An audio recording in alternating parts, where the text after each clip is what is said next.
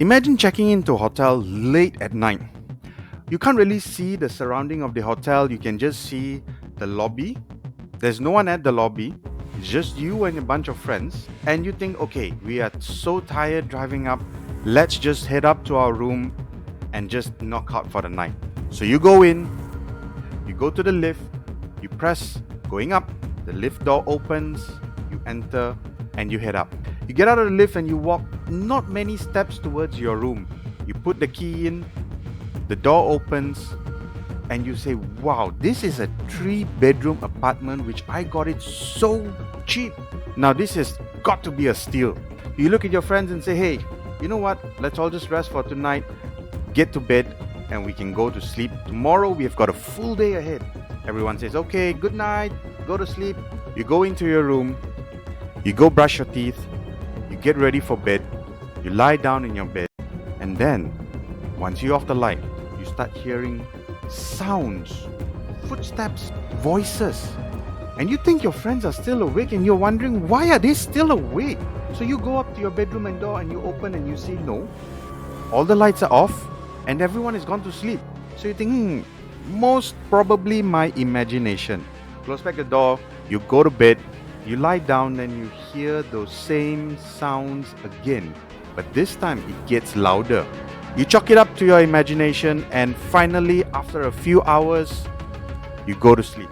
The next morning, when you see your friends, you realize you were not the only one hearing those noises. Welcome everyone to my channel, and today we are going to be talking about one of the most haunted hotels in Malaysia. It's called Amber Court. It's actually all the way up in the highlands, in Genting Highlands. But before that, don't forget to smash the like button and subscribe if you like reactions and stories like this, because I put out content twice a week. So let's get to it. Amber Court was supposed to be a luxury highland hotel. It was built in the late 90s and it was actually in an isolated location near up in Genting Highlands. So Genting Highlands has a peak where their big hotels are. Amber Court was a bit further away, but not too far, and it was supposed to be done specifically for the really upper class people. Now, the issue is that over the years, somehow or other, the occupancy rate of Amber Court was very, very low. Not many people wanted to stay there. Now, there was no real reason why. Maybe it was not done properly, or maybe it was too out of the way from the real attractions up in Genting Highlands. So what happened with that is that because of that, the hotel actually fell into disarray. When you go there, you actually see red moss growing on the side of the building, and that gave it a very, very, very creepy vibe. So because of that, the building gained the reputation of being one of Malaysia's most haunted places. The building had a red stains, kind of like a red moss going up the building, and it really looked like blood.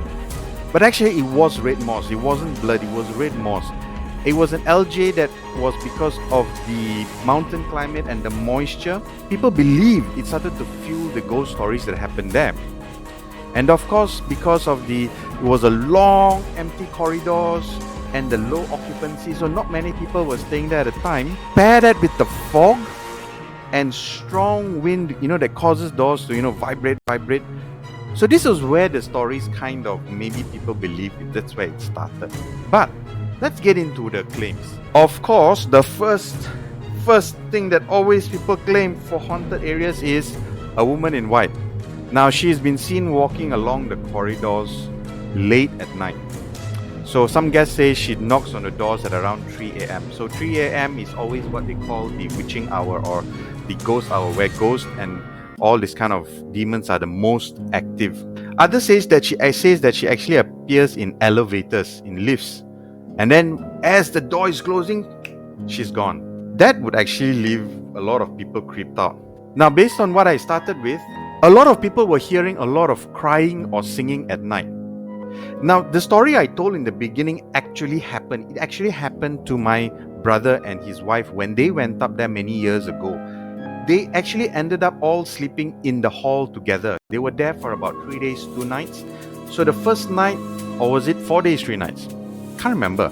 But the balance of the nights, they did not sleep in their individual rooms anymore. They actually slept in the hall. Now the reason why is because they were hearing all these noises, this crying, this talking, this singing, and of course footsteps all around. But when they went out of the apartment to investigate, they realized there's nobody around. So they thought maybe it's the next apartment or maybe an apartment down the lane, but there was no one. Occupancy at that floor was zero for during that time. That really freaked them out because what they heard was clear as day. So that is the biggest claim that people have during that their stay in Amber Court. Now, the thing is this, people always wondered how come Amber Court is so haunted.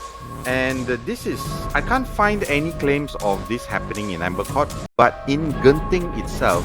So Genting is basically a hotels that is surrounded by theme parks. So last time there were, I think, one indoor theme park and an outdoor theme park.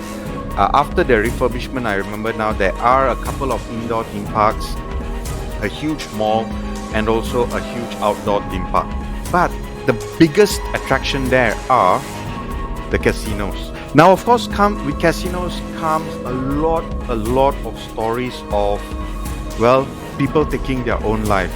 They go up there, they gamble their whole life savings away, and then they've got no way to go down and face their family, so they take their own lives. Now, that was a recurring tragedy that was been happening up in Genting Highlands. People believe because of that, the whole land of Genting Highlands is affected and kind of cursed in that sense because so many people actually took their lives in Genting Highlands. Now, as I said earlier, Amber Court has its own set of issues.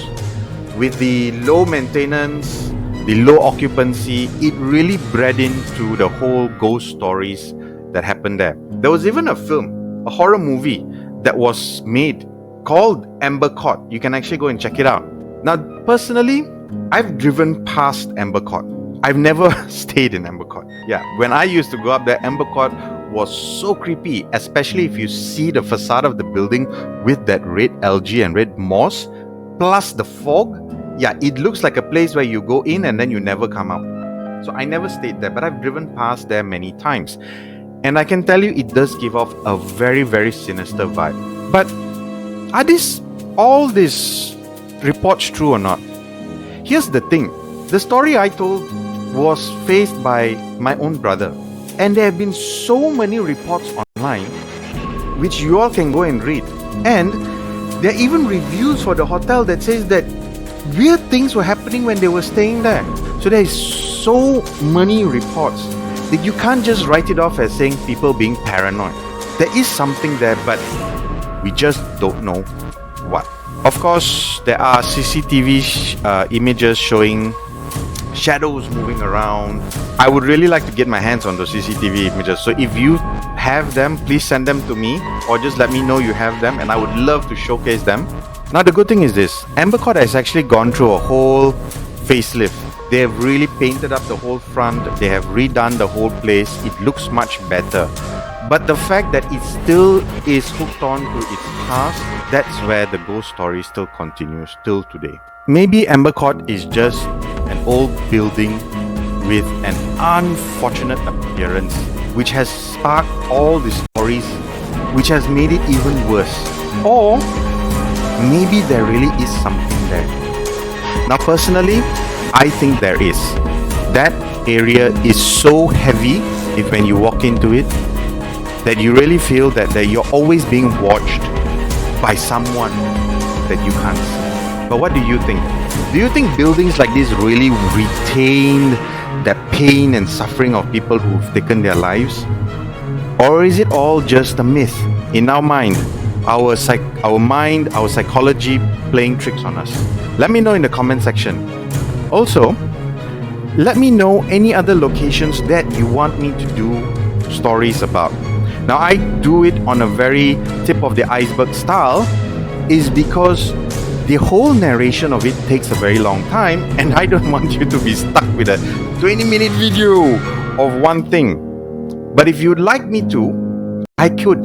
Or maybe I should start going live for this. Well, anyways, that's up to you. Let me know in the comments. Should I go live and talk more about stories like this? Well, that's it for today. This is a very creepy story because I knew someone who went through it personally. But it also is a story of change. Amber Court is looking much better today. Well, that's it for now. So take care, stay random, and remember, cheap hotel doesn't mean good.